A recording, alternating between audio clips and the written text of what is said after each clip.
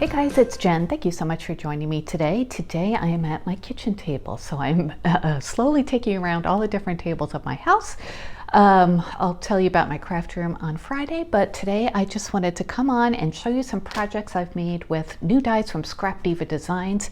These are dies from the September release. I will link them all down below.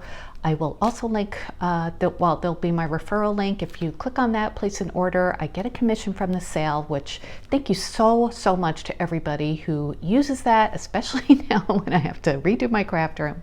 So thank you. And don't forget to use my coupon code at checkout, which is strawberry cream, and that will save you 10%. And thank you to everyone who uses that too. All right, so let me show you the dies. I'll show you my projects, take some measurements. If you have any questions, please leave me a comment. And yeah, these are Halloween projects. Well, most of them. This is my Halloween table runner I have on my kitchen table. So anyway, the first one we're gonna show today is the Halloween pocket tag. So this is super cute. It does not have to be just for Halloween. I happen to make 2 Halloween projects with it, but I'll show you, how easy it'll be to switch it up. So this is the main die, and it has a score line down the center there, and you just flip the pocket over, and then these are glue tabs for the bottom and side of the pocket. So the side will be open, and you can put whatever you want there. It'd be perfect for gift tags, or gift cards, sorry. And then it comes with all these extra dies. Hang on. Okay, it comes with this cute little bonus tag, which is in the shape of a coffin. So it has the smaller one and the larger one. You can use them together if you want. Comes with it punches out a little opening for the front of the tag. And then it comes with the sentiment that says trick or treat, along with the shadow. And then this can cut out a circle for the back of the tag, although it's be hard to do because it doesn't line up with the front, or it doesn't line up with the smaller one because the trick or treat is in the way. So I'm really not sure why they're doing that. This is a spider. So I didn't use this guy, but he's cute. He's the one that has like the cross on him. So let me show you the projects I made, and I made mine into like little doodlebug projects. So this is the first one, and I love the sentiment trick or treat. The shadow is all one piece.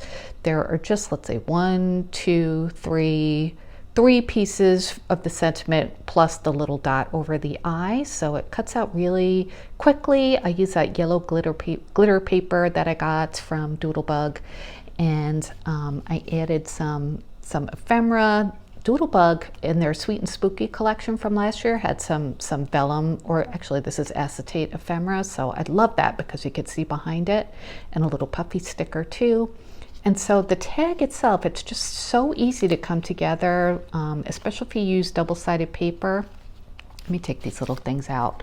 So that's the other side of this like aqua spiderweb paper, so it's really cute and easy. And I don't have a gift card right now, but you could see how nice that would fit into there. Here's the little coffin I made just to show you what it would look like. It's just such a cute little tag too. And the way I did it without having a hole in the back coffin is I just tied this twine through the top layer first and then glued it on. So works fine that way. And then just another little piece of ephemera from Sweet and Spooky. And then I cut out some tags. These were cut aparts from, I think, that collection. I have a few Doodlebug collections kind of mixed together. So, but anyway, I put these in here to, I think these are a nice gift for a little crafty friend, and just to show you how nice and big it is. So let me measure this for you. Let me take these out so we could get a more accurate measurement. My kitchen ruler again. So this is just about a little bit over 4 1/4 inches top to bottom. Side to side is, let's see, about 2 3/4. And then, like I said, you just glue the glue tabs there, and it's a really cute little tag. I made another one too, very similar. This one I did something a little bit differently. So if you fold it over just once, like I did here, you see the back of the die cut on this side, and that kind of bothers me a little bit. I don't like seeing the back of the stitching. So, I mean, you can make this part the front if you want and have the pocket in the back, but I don't know. I'm not crazy about seeing the back of the die cut there. You know what I mean? So what I did for this one is I cut it out twice of this plaid paper and then the ghost paper, and then I just cut off the pocket of the ghost paper and glued it on top of the plaid paper die cut. So that way you would see the front of the die cut, so the stitching looks much nicer, and it does make it more of a sturdy tag too, so I would recommend doing that. The back still looks nice and finished too, so that's what I would recommend doing it that way.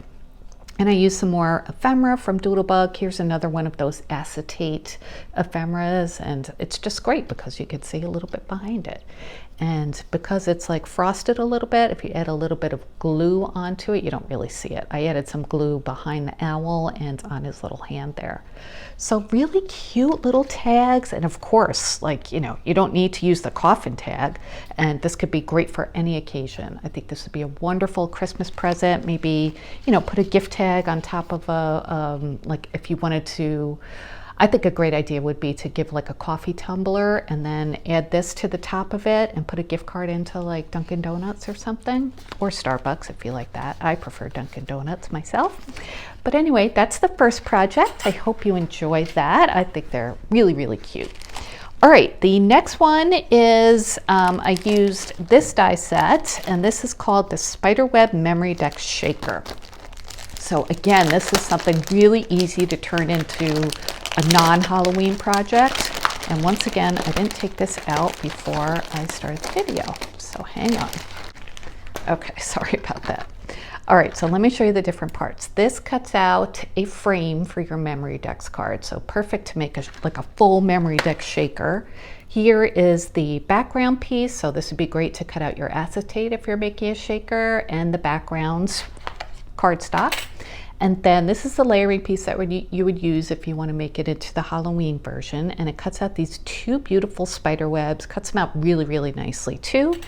And then it comes with two spiders with eyes. And I didn't use these. I just wanted to use the Doodlebug ones because I did make Doodlebug projects again. So, but they are there. And let me measure these for you in case you were interested, since I didn't cut them out.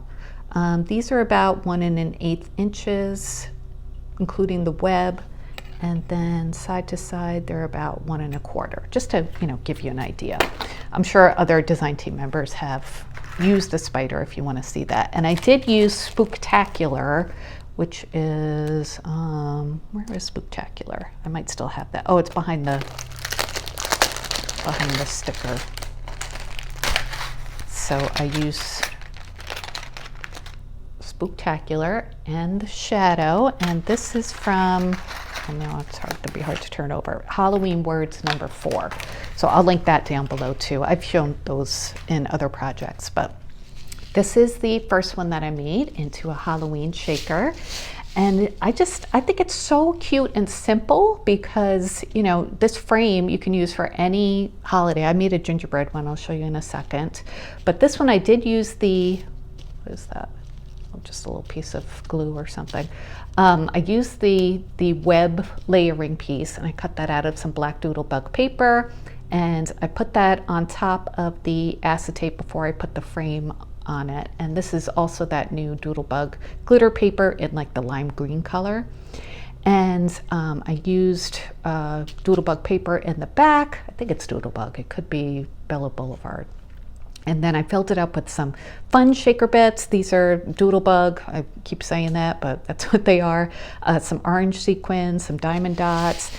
And it's so big, you can fill it up with lots of stuff, and it's just really, really fun, I think. So I use my Walmart foam board, which people ask me frequently what I use for my shakers, and it's Pen and Gear foam board from Walmart, and it's in the either in the craft section, sometimes it's in the office supply section, depends on your store, but it's a big sheet for like 98 cents. I think it's 98 cents still.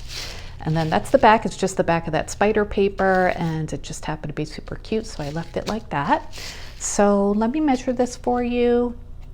It's about 4 1/8 side to side, and let's see, 3 3/8 top to bottom.